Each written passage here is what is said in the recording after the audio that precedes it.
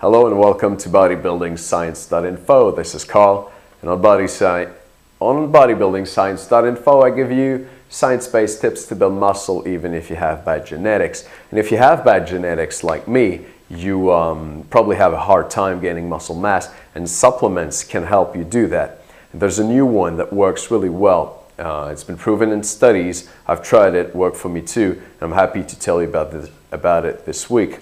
All week I've been telling you about this study that they did with it, and we're going to break down the study today. I'll give you all the details about how they did it. So in that study, they had 30 guys do the study.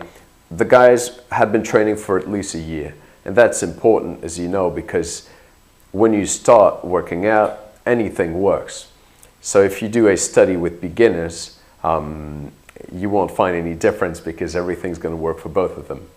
So these guys had been working out for at least a year, so that's good. On average, they could leg press about 220 kilos, so that's 500 pounds, and they could bench press 225 pounds, so that's a little more than 100K.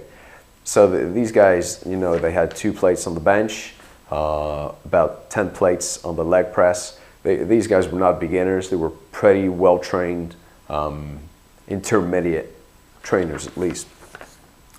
They were split up into 2 groups, and in scientific terminology, we say it was a randomized, double-blind, placebo-controlled study.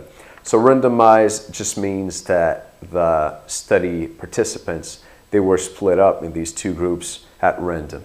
Why? Because if it's not random, if me, the investigator, the researcher, I choose who goes into which group, I can pick all the heavier guys and put them into this group, and all the skinny guys and put them into this group. And of course, there's going to be differences between the groups that are not, you know, due to chance, and this will bias the results, and they will make the study not valid.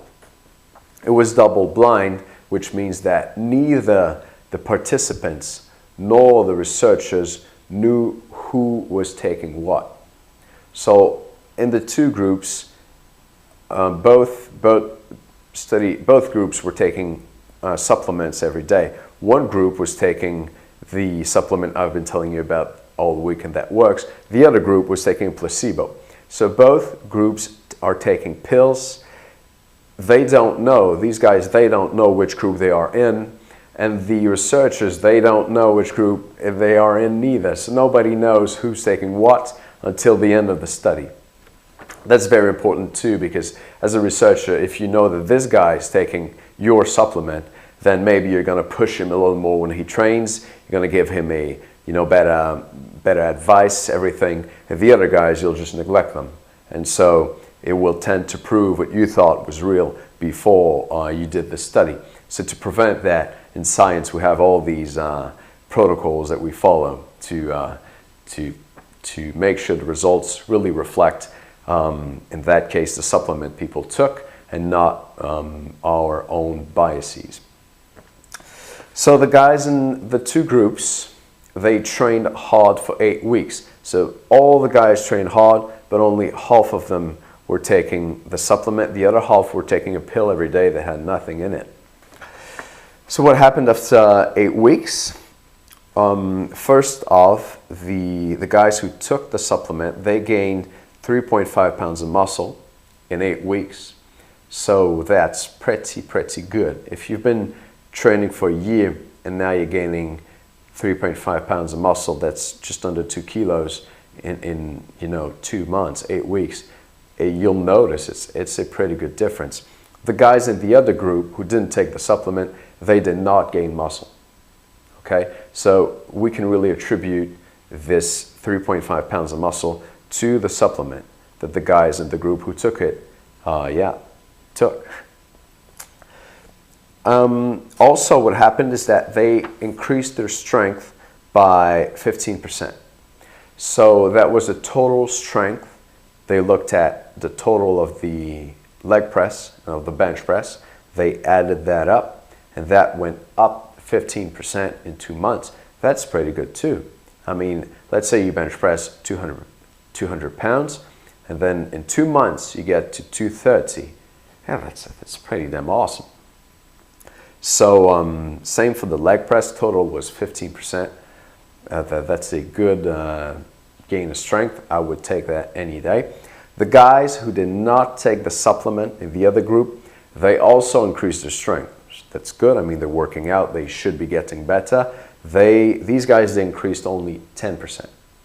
So with the supplement, 15%, without 10%.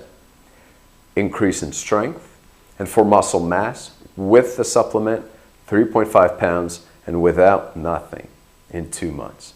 So those were the details of the study. It was published in 2014. The information just came out. This supplement rocks. My experience is great with it too. So if you want to know more about this, have a look. I wrote a special report that's on sale this week. So you can get really cheap, and you can pre-order it actually. And you can get all the information for that in the other video. I'll put the link below this video here. The pre-order will end on Sunday at midnight. So if you'd like to get it at a discount, get it before Sunday midnight, and you can do that on the other page that I linked below this video. So thank you for watching, and I'll speak to you soon. See ya.